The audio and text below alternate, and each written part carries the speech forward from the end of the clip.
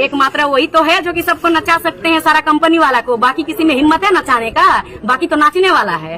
तो नेता मंत्री लोग को नचा रहे हैं और उसी नाच में ये लोग नाच रहे हैं। तो बंदर कौन बना बताइए? और किसको कह रहे हैं मदारी?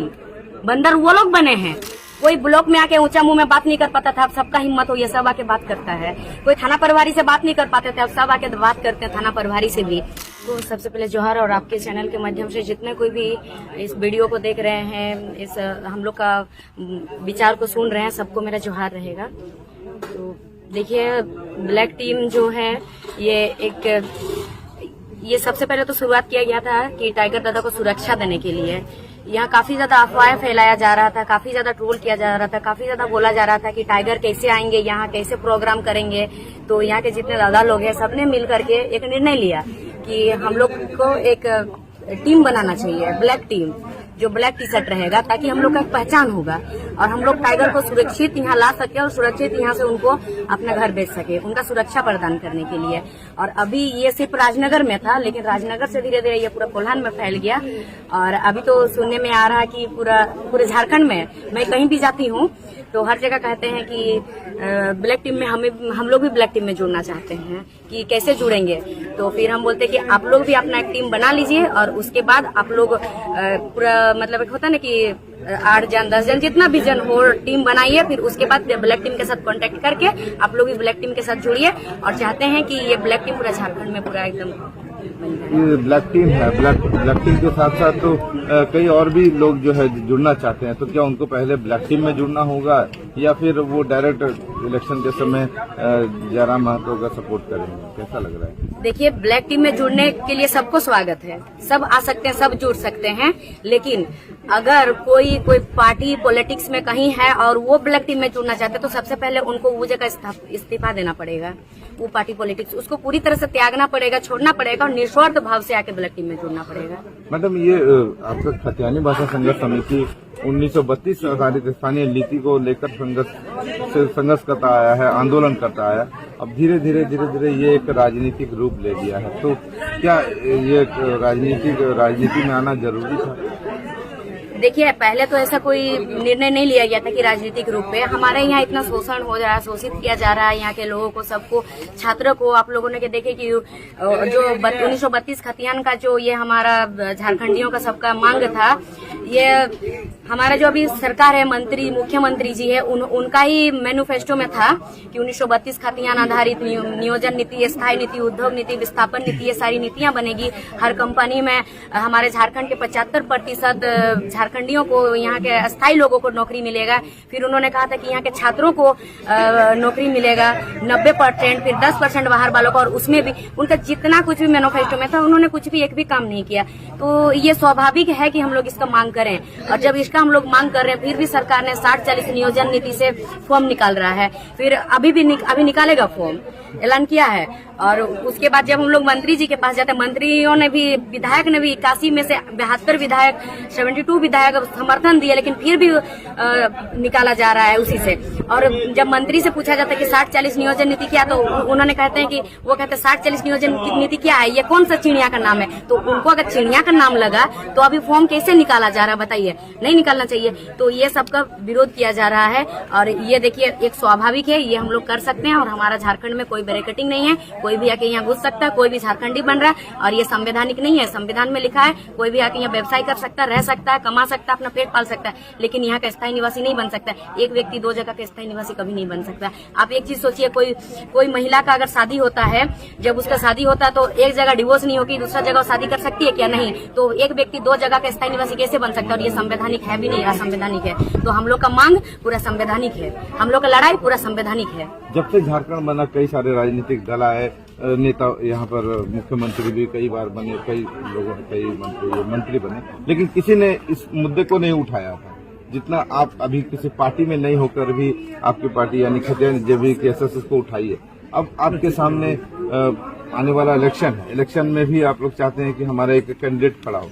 तो ये बताइए कि इस राष्ट्रीय पार्टी एक तरफ है, जब वो सत्ता पक्ष को नहीं हटा सकी, यानी जेएमएम को नहीं मात दे सकी, तो आपको कितना विश्वास है कि जेबीकेएसएस अभी जो है पूरे झारखंड में एक अलग अपना राजनीतिक कायम करेगी? देखिए, पूरा विश्वास है, पूर्ण विश्वास है, क्योंकि आज तक टाइगर दादा का जितना भी प्रोग्राम हुआ, नेता मंत्री का प्रोग्राम में क्या होता है वो पैसा दे के लाते हैं, और टाइगर दादा का जितना प्रोग्राम होता है सब अपना पैसा लगा करके जाते हैं।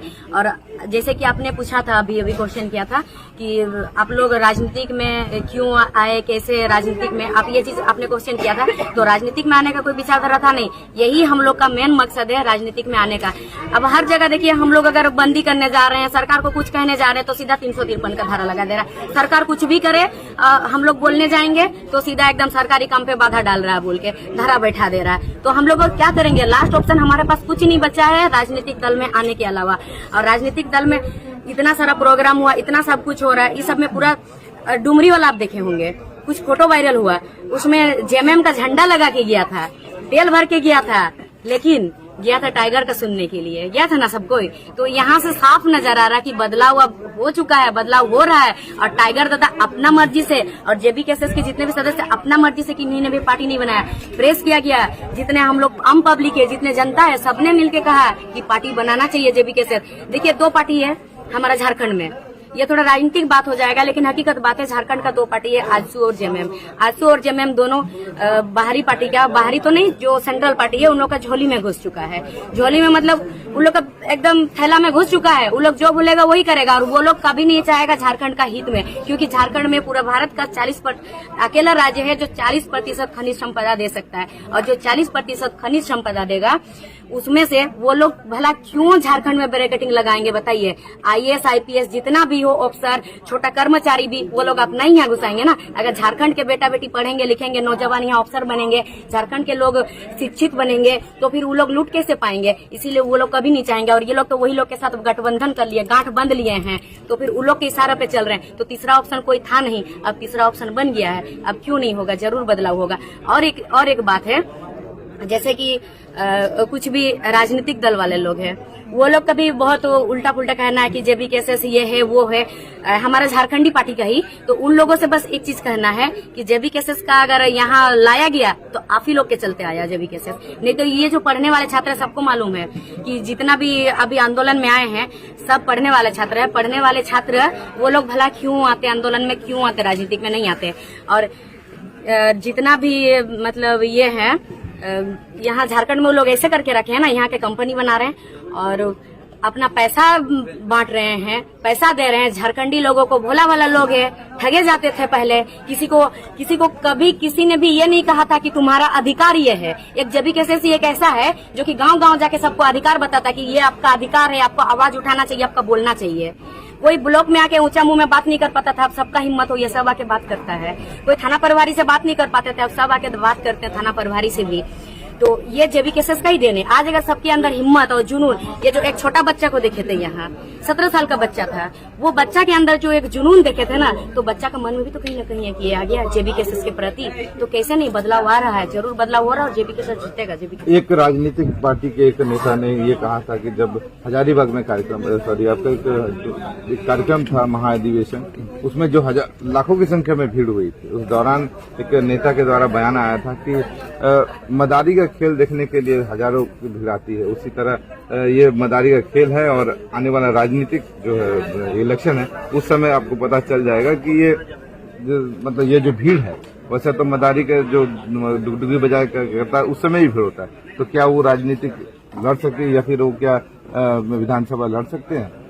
देखिए, मैं अगर वो हमारे झारखंडी भाई थे, भाई दादा थे, तो मैं इतना कहूंगी कि मदारी वो किसको बोल रहे हैं? वो है खुद, वो किसी की इशारों में नाच रहे हैं। ये सब तो सब आजाद है, शेर आजाद रहता है हमेशा। वो लोग मदारी है और वो लोग बंदर बन के बैठे हुए हैं। ये बात कड़वी है लेकिन सच्चाई है, इसलिए बैठे हुए हैं क्योंकि सोचिए, आज तक हमारे जितने नेता मंत्री लोग हैं, ग्रेजुएट है कोई? नहीं है। नहीं है ग्रेजुएट, अगर मुश्किल से 1-2 मिल जाएंगे तो, नहीं तो नहीं मिलेंगे। और जितने बाहर के बिजनेसमैन लोग आते हैं, यहाँ कंपनी बैठाने आते हैं, वो लोग यही चाहते हैं कि झारखंड में पढ़े लिखे नौजवान और जो एजुकेटेड है नौजवान है, जो थोड़ा दबंग है, वो कभी यहाँ का विधायक मंत्री ना बने। अगर वो विधायक मंत्री बनेगा तो वो झारखंड को वो लोग लूट के नहीं जा सकेंगे। और वही लोग वो लोग यहाँ के लोगों को, नेता मंत्री लोग को नचा रहे हैं और उसी नाच में ये लोग नाच रहे हैं। तो बंदर कौन बना बताइए? और किसको कह रहे हैं मदारी? बंदर वो लोग बने हैं। ठीक है, वो अगर किसी को मदारी कह दिया ना, अगर वो मान लीजिए वो ऐसे कहा, मतलब किसको कहा समझ रहे हैं, तो ठीक है, अगर वो कह रहे हैं तो अच्छी बात है। मदारी किसी को अपना काबू में करके नचा सकता है, तो एकमात्र वही तो है जो कि सबको नचा सकते हैं, सारा कंपनी वाला को। बाकी किसी में हिम्मत है नचाने का? बाकी तो नाचने वाला है। चलिए ठीक है, बहुत बहुत